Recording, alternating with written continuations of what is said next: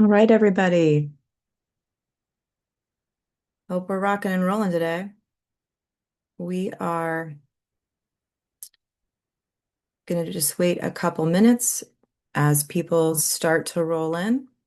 While we're waiting, some housekeeping. You have joined how you can cause your CMMC client to fail assessment. Um, so if you have a question, we will take questions at the end. I will try to answer questions as we go along. If you could do me the biggest favor, guys, of not using the chat for questions, of using the actual Q&A, that will be super helpful. I find it incredibly difficult for me to scan through the chat. I'm going to miss people's questions, and I want to make sure that we have time to answer those. You're going to find the controls at the bottom of your screen, and there should be one that says Q&A.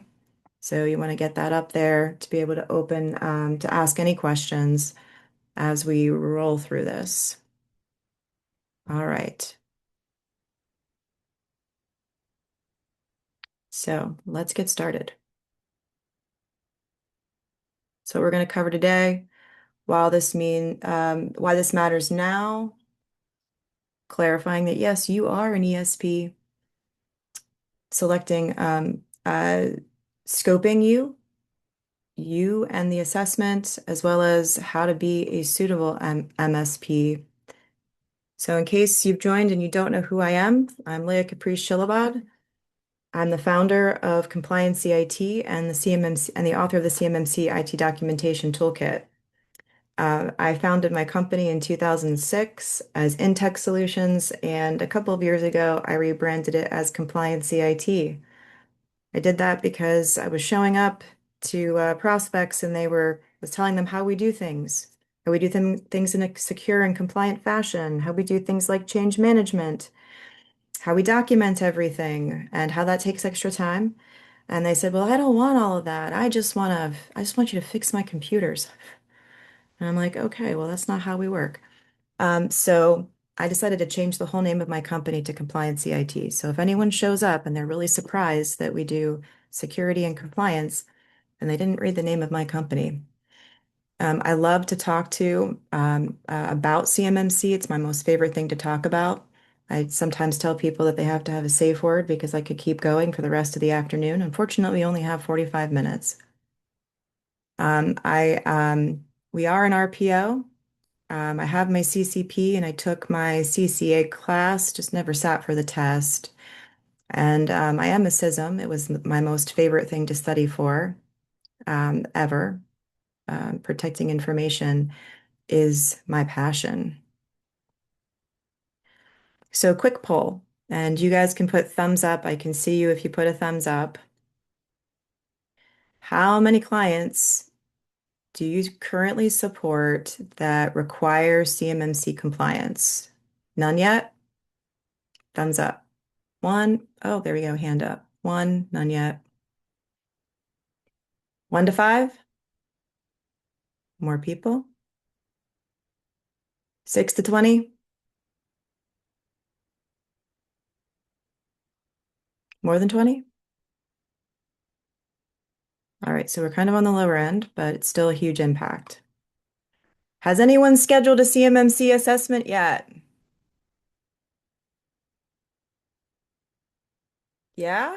Awesome. Yeah, so this is particularly of interest to you because we're going to talk about the things, the gotchas that you really need to know before you go into that assessment. So why does this matter so much right now? Well, DIP companies are lining up for assessment. The rule went final in the fall. Everyone's clamoring to get their certification. You're being pulled into assessment conversations. I'm talking to MSPs that are scrambling for things like the right stack. What's the right stack? Trying to figure out the right tools to put in place. Trying to figure out what do the controls actually look like implemented. I don't know if that happened to you, but back in 2017, when one of my clients shoved NIS 800-171 into my hands and said, "Hey, can you help me with this?" And I quickly flipped through it. I was like, "Oh yeah, sure, I can help you with this." And then the more and more and more I dove into the controls, the more and more and more I was like, now wait a second. What exactly does this mean? And what exactly does it look like implemented? And we're all getting right now a lot of pressure from our clients to be compliant now, like compliance now. And they're asking you questions like, when can we schedule our assessment? Lots of pressure on speed. Maybe questions like, who do I choose as a C3PAO? And man, this is a really important question because who you get in assessment is really going to depend on the success of that assessment, pass or fail. So MSPs might think they're ready. So maybe you think that your client is ready. Maybe you give your client the green light. You're like, yep, let's go. I'm ready. We're ready for this. But you know what's actually happening right now? They're showing up for assessment with their client. The MSP does not have enough documentation. Those security tool sets that have been employed are being scrutinized. The SSP does not match the live environment.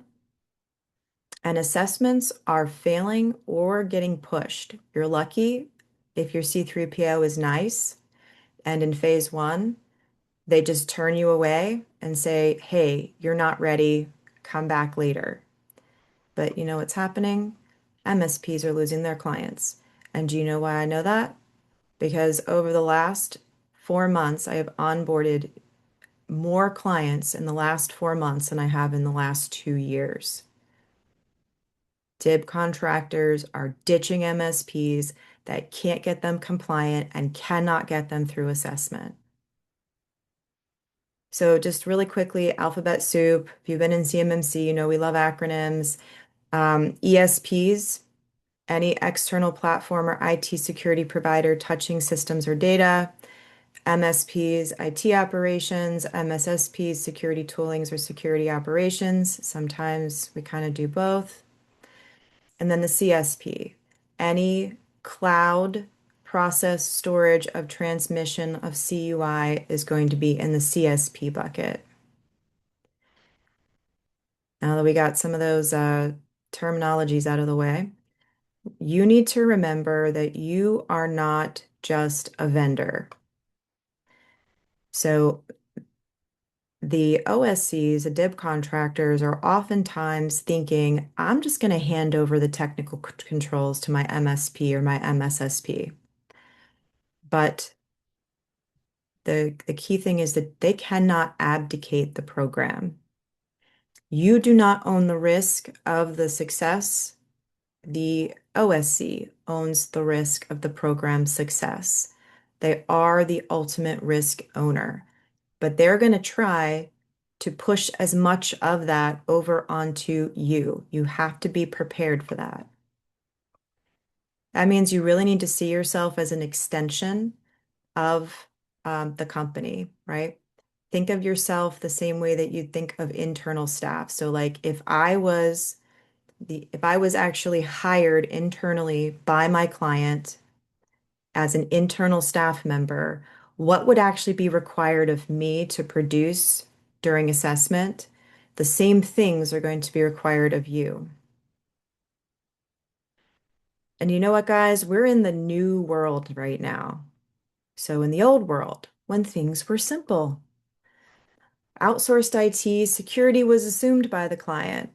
Compliance was obscured. We could just show up and be like, yeah, yeah, we're doing the EDR stuff. Everything's patched, it was like a lot less stress, a lot less, show me, prove to me. Now it is total transparency. You must be prepared. If you want to play in this game, you must be prepared for total transparency. Shared responsibility and risk, evidence required, and shared assessment impact. The hard truth is that your clients can fail their assessment because of you. Even when you're like, I've got good tools, I really love my stack, I have good intentions, I really care about my client, I really want them to pass assessment. You think your security practices are actually pretty good. We're a secure MSP. But CMMC evaluates not just the control, like your intentions, but also the actual evidence. And you have to be prepared to present that and prove it. So really quickly, if you're here, you're probably an MSP. If you're an MSP, then you are most likely an ESP. But let's just quickly do a quick test.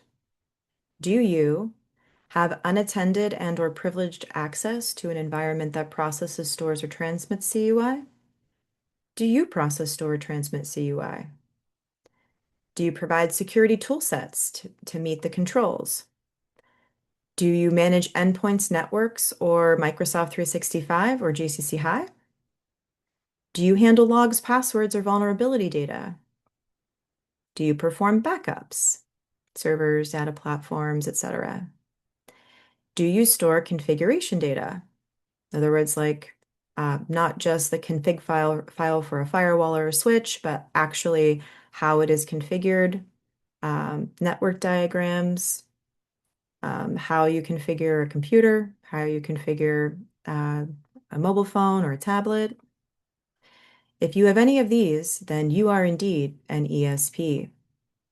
So what does that mean for you? So, oh, before that, this is key. When does an ESP become a CSP? So a CSP, a cloud services provider. We don't want to be CSPs, guys. If CUI leaves your client's facility in digital form and then lands or travels anywhere in the cloud, then that platform service or provider is a CSP, a cloud services provider. So make sure that you follow the CUI flow from your client. Think of all the tools and services that CUI might flow through. And if it's flowing through any tool, service, or platform, then that thing is going to be a CSP. Think about GCC High, data sharing platforms, email, backups, location of the backup data, your email filter, RMM tools, capturing video or screenshots, EDR that captures files. Any of those things could potentially make that thing a CSP. So I don't know about what everyone's using for RMM. I think nearly all of us use that in order to manage clients. If it's capturing video or screenshots, it could be capturing CUI. And then your RMM tool could become a cloud services provider. And then I am familiar with some EDRs that when they see a potentially malicious file, they actually take a copy of it and they pull it back up into like a sandbox environment to analyze and test it. If your tools do any of those things, then it becomes a cloud, like that tool becomes in this cloud service provider box. Why has that become problematic? Because if it's a cloud service provider, then that means that commercial services are out and FedRAMP is now a requirement. So the tools that you're using need to be FedRAMP. It also means that CUI could flow to unauthorized locations. And FedRAMP products, if it has to flow there, like for instance, if it's a backup, they're going to be expensive. So we have to be thinking about those things when we are suggesting services and tools. So there's a blind spot that we need to talk about and just be honest about. Some of the MSPs that I've talked with, I know lots of us from all around the country seem to have this idea that like if we just get the stack right, we just have to get the stack right. I don't know how many times I've heard that. And that's basically if the right tools are installed, then the client is compliant. But that's not it. We need compliant configurations and we need justification for those configurations.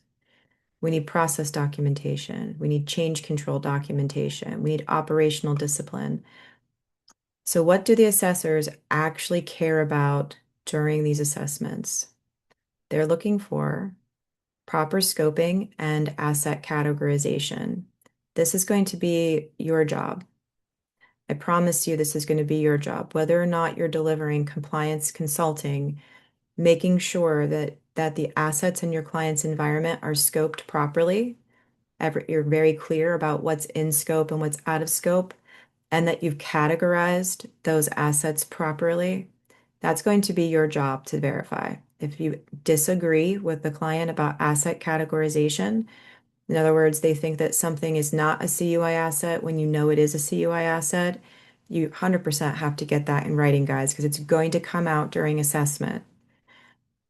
You also need to make sure for the scoping and asset categorization that you have yourself in scope. Because as we've already established, you are in scope for your client's CMMC assessment. So that means you need to be on that network diagram. And that network diagram has to describe the relationship between your organization and the client's information system. They're looking for proper control interpretation and proper implementation. The last thing you want to do is show up to an assessment and then realize that you've misinterpreted what that control means. Because if you've misinterpreted what the control means, you will not have implemented it properly. And the implementation statement on the SSP is going to be incorrect. I actually had one instance, we were only the MSP, we were not doing the compliance consulting. Um, I'm working to change that situation, but we were on the assessment, the certification assessment with the client, and they were talking about risk assessment and security assessment domains.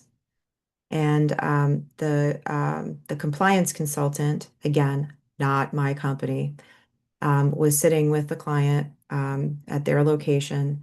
And the assessor says, okay, so how do you do your security assessment for the implementation of the controls? And then the client proudly said, with prompting from the compliance consultant, oh, we do a pen test yearly. And I was like face palming over here. It's a good thing that the cameras were off. So clearly there was not a really good interpretation there, and the SSP was obviously also incorrect. They're also looking for screenshot evidence. So we can't just say we do things. We actually need hard evidence that things are in place. We have to have documented procedures for nearly everything that we do. Think about that CRM. If there's something you're responsible for, it has to be documented somewhere about how you do it. They're also looking for operational consistency. So if you say that, there are specific SLAs for things such as vulnerability scanning, you need to be able to show that you're meeting those SLAs.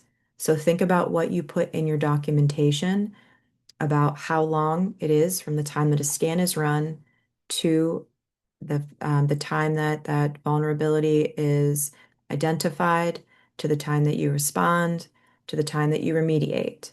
Like, don't just put, like low numbers in there because you want to look good. Put numbers in there that are realistic and achievable because they're going to check those SLAs and you're going to have to pull up the tickets and show that you've met them. They also need evidence of the execution. So whatever you put on paper, it cannot be aspirational. It has to be real. So your tickets, they're going to dive into your tickets. They're going to look at written comms.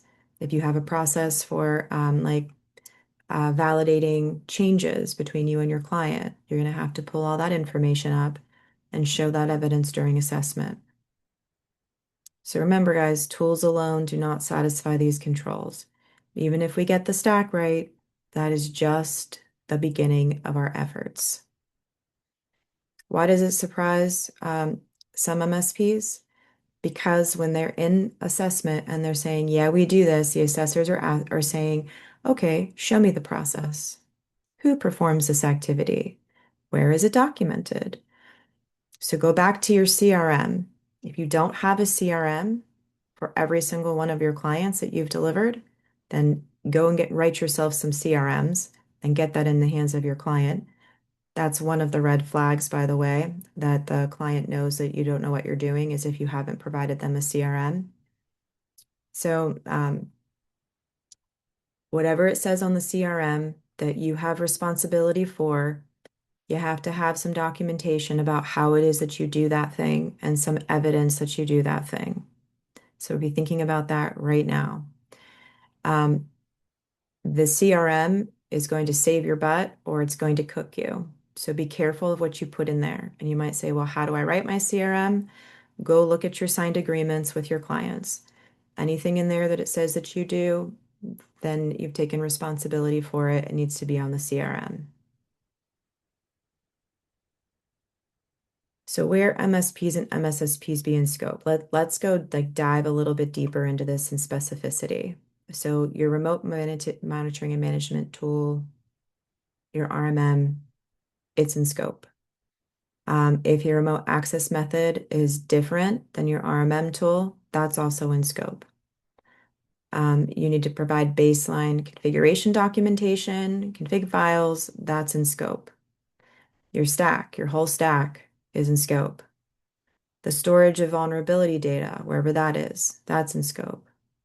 Backups, in scope. Log data, in scope. Passwords, scope, in scope. So I sometimes get asked, oh, and this last one, and the devices that you use to manage their environment from. And maybe your office that you bring the assets back to for maintenance. So see how your scope, where you have to apply the controls, what would be assessed by an assessor keeps growing and growing and growing. Here's the last one, your people. The people who monitor, respond, support, manage, and configure those tools and systems are also in scope. And remember, there are people controls. There are people controls for training, and there are people controls for screening, onboard, transfer, and offboard. So you're in scope for that too.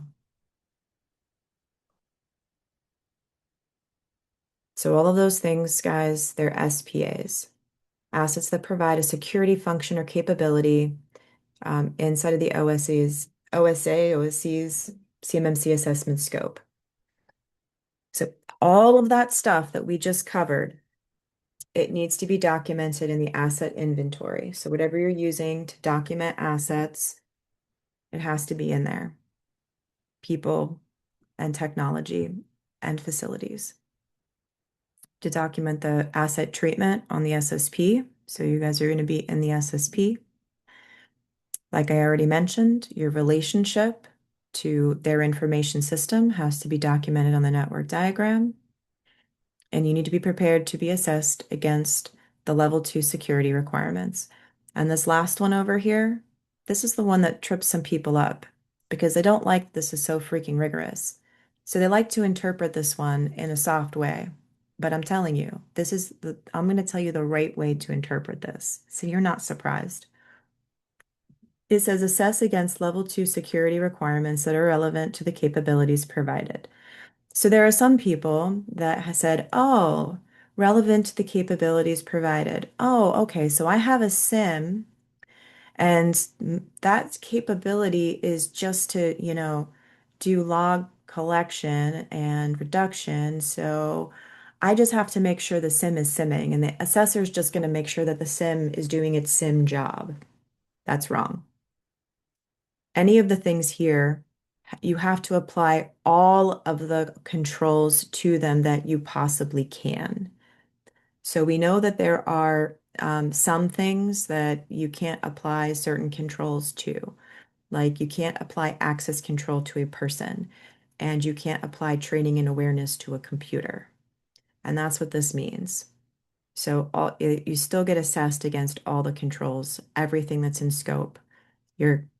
The assets that your team is using to access your client's environment, those laptops, in scope. You bring back their asset to your office to fix it, your office, in scope. Your people who are managing their environment, they're in scope for training. How are you screening them? Is that documented? All of those things are going to be assessed in scope. So after talking to assessors and C3POs, I wanted to bring up 6 of the most common ways that they said the MSP caused us to bump the assessment.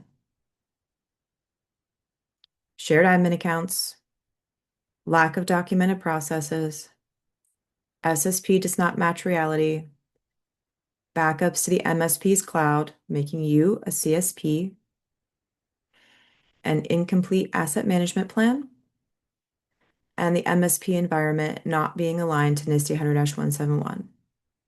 So let's go over those real quick.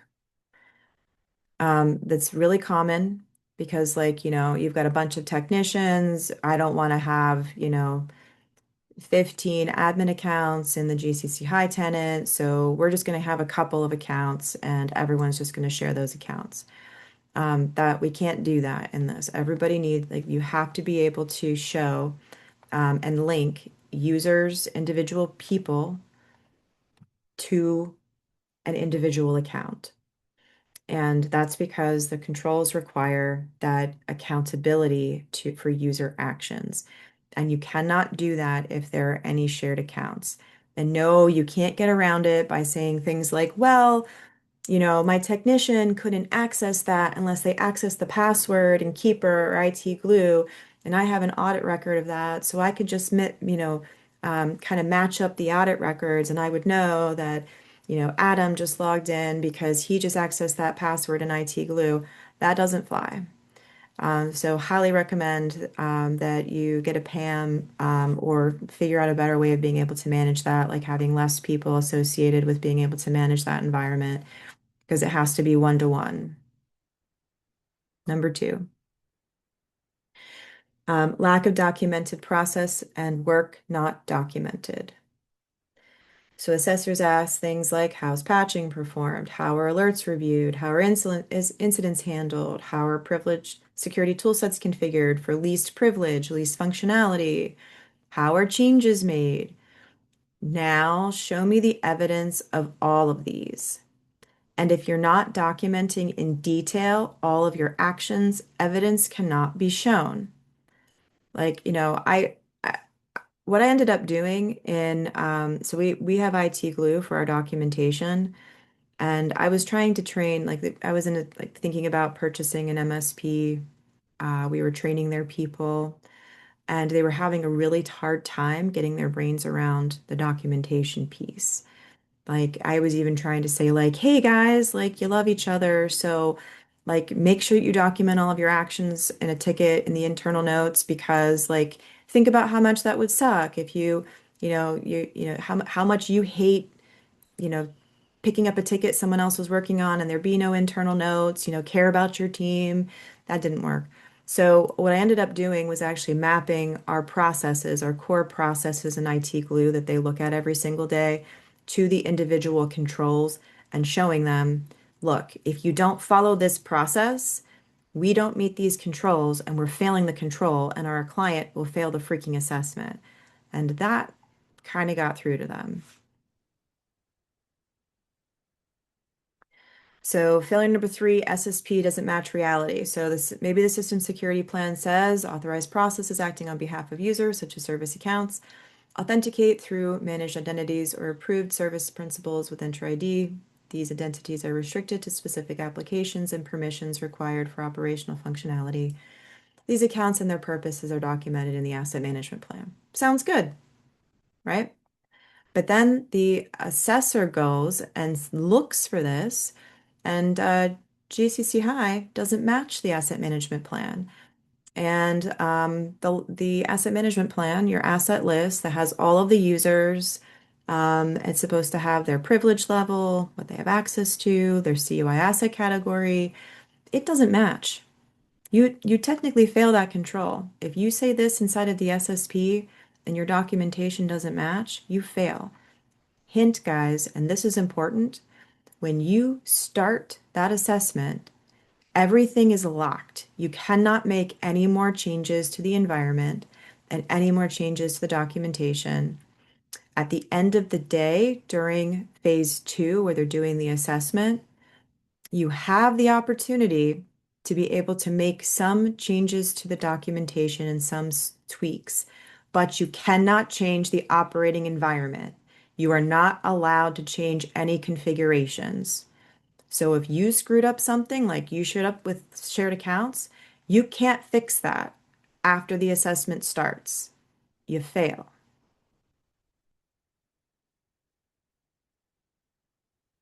All right, four, backups to the MSP cloud. So we use a one-to-many service model. That's how we get efficiencies. That's how we can deliver services cheaper than in-house tools and staff. So we want to use the same thing with our backups, right? We have all these backup vendors. We can see everything through one single portal. It's all manageable, so much easier. What a pain in the butt to have standalone products that you have to log into and manage in those environments. But if you deliver the same model, then you become a CSP. And we don't want to be CSPs because we don't want to be FedRAMP. Because FedRAMP is, you think that CMMC Level 2 is rigorous. FedRAMP is way more rigorous, requires a body of evidence, and it requires third-party attestation, and it's incredibly expensive. We don't want to be a CSP. Failure five, incomplete asset management plan. There are two asset management plans in scope and under review for your client's assessment. Unless you really want all of your assets to be on theirs, there's theirs and yours. So there's your team who has access to their environment that needs to be on their asset management plan. All of the named users and accounts that they use have to be on your client's asset management plan. And then you need to have an asset management plan for your service delivery scope. All the people who have identities that are in scope, all the accounts on your security tool stack, all permission levels, roles, and scopes showing least privilege inside of the stack and for those identities. You have to maintain this documentation and present it during assessment, as well as any devices that you're using to access client environments from. Failure number six, MSP environment not aligned to NIST 800-171. Your service delivery scope is in scope for your client's assessment. It's bold, all caps, and there's an exclamation point at the end. Do not leave. If there's anything that you leave this webinar with today, it's this. Your service delivery scope is in scope for the assessment. That might be your tech's laptops, your identity provider, your security stack, your offices, your screening, onboarding, training, especially this training, because you guys are administrators, so you need to provide your people role-based training. And you need to have documentation of all of that. Guys, this is not fear, uncertainty, and doubt that I'm peddling. There's a ton of risk for us being an MSP in this space right now. Because if your client fails, not only will it delay certification, but they could need that certification to compete on contracts. I've got, one of my clients, right, actually, I think like maybe two or three of them, breathing down my neck about how we need to be compliant now because there are contracts that their customers say, unless you are at 110, I'm not giving you any more contracts. I have another client who they're competing on Golden Dome work, and unless they have that certification, this opportunity is going to pass them by. That's millions of tens of millions, hundreds of millions of dollars. And this could cause you to lose clients because you made false representations. If you say everything is fine and it's not, and you show up for assessment, it's going to come out in assessment.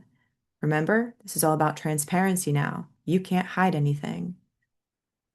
And a couple of the clients that we picked up over the last 4 months were because an MSP made false representations to the client, and they showed up for assessment, and the SSP did not match the environment, and they were not going to stick around to see if they were going to get their shit together. They just blew the popsicle stand. And then, of course, there's the potentiality of lawsuits to recover costs, especially if they go through assessment and the C3PAO like fails them and they spent $60,000, $70,000, that they're not going to be happy if it's your fault. So you are the one who's in control of whether your client sees you as an asset or as a liability. I always get asked, can I scope myself out? Yes, but it's really hard. Here are the ways that you can scope yourself out. If you don't want to be in your client's assessment, you have to say yes to all of these things. Client-owned laptops, jump boxes, or VDIs. If it is a jump box or a VDI, it needs to be completely isolated, so no copy paste, nothing. No RMM tool, or the OSC owns the remote access tool. You have no stored passwords or credentials on any system that you own. So your client has given you Keeper or something like that. They own Keeper and the passwords get stored in there. No retained vulnerability data, log files, configurations, etc. All that lives on your client systems. And your team gets screened and trained the same as your clients. Then you can scope yourself out so your MSP does not get assessed. You will probably still want to be a part of the assessment to make sure that they answer the questions right, but we really don't work that way. So it's very difficult. Real quick note about the cost reality. FedRAMP tools cost more, documentation takes more time, training is continuous. A lot of evidence gathering for this is manual, guys. So by their nature, tools and services are going to cost more.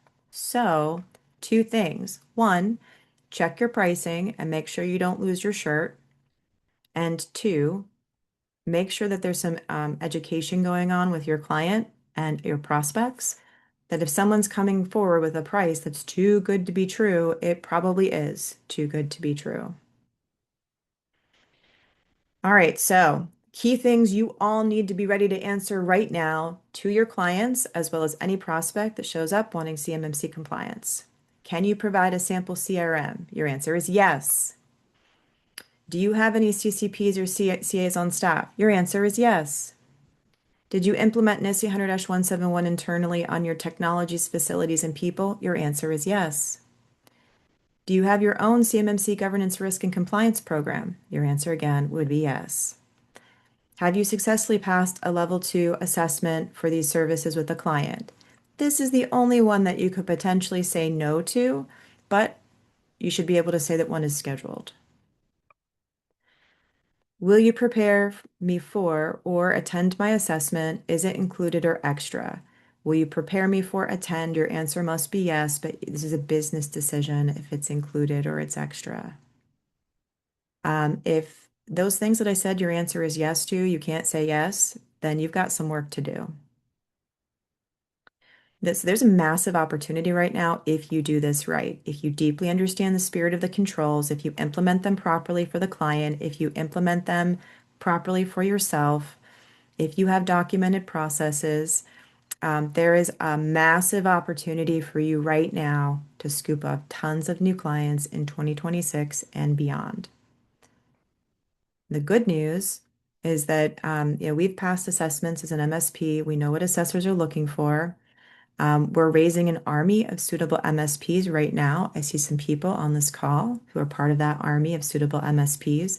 We have templates and how-tos to do this work right. We have community and coaching support. And we're passing our knowledge to others who are dedicated to this effort and wanting to do it right. Why am I doing that? I can't serve the whole ecosystem, guys. We need all of us to be like, we're on the same side of the table. We're trying to help our clients and secure the DIB. So right now you can actually get all of that as a discount if you act fast. So that CMMC IT documentation toolkit I talked about, you get a perpetual license to all of the content and access to everything. The templates, the how-tos, the sales materials, all of the recordings for the coaching calls. It's usually $6,750. Because I love you and I want to help you, it's only set $5,750 right now. You also get the coaching and community program. We have 2 weekly calls. We had both of them today, actually. They're on Thursdays. We have a NIST 100-171 control call where we go control by control, talk about the spirit of the control, what the control looks like implemented, what security tools you might use to implement the control and meet the control. and what toolkit documentation might support that control. And then we have another call where we talk about CMMC program updates, toolkit implementation, we tackle hard questions, and we have some vendor guests come and they tell us, how serious they are about CMMC, how their product is FedRAMP, and how they like to work with us. And then we also have implementation accountability because it's really a pain in the butt to do this for yourself. And that's only $400 a month. If you want to take advantage of this, this is how you do it. You go to www.it.toolkit.com. You click on Get Access to the Toolkit. Then you click the Buy Now button. And then you enter this code, 26web-MSPs. And that's going to get you that discount of $1,000 off your perpetual license and $200 off the monthly coaching calls. No, this does not apply to just the toolkit. If you want to take advantage of the discount on the toolkit, it is a flat both together, the coaching and the toolkit. But you are welcome to buy a license just for yourself if you'd like to, and not be a part of the coaching program if you didn't want to do that. So, what's coming next? Next, we're going to talk about adding CMMC consulting to your MSP offering, what that looks like. We're going to talk about NIST 100-171 Rev 3 gotchas, things to think about if you're remediating right now so you don't have to do a ton of rework later. Proven processes for a compliant MSP service delivery. Oops, that was it. Those are our next four. Okay. Does anybody have any questions about what assessors are looking for? And I see Dan on the call. Dan, did I do a good job of what assessors are looking for and how they could cause them to fail assessment?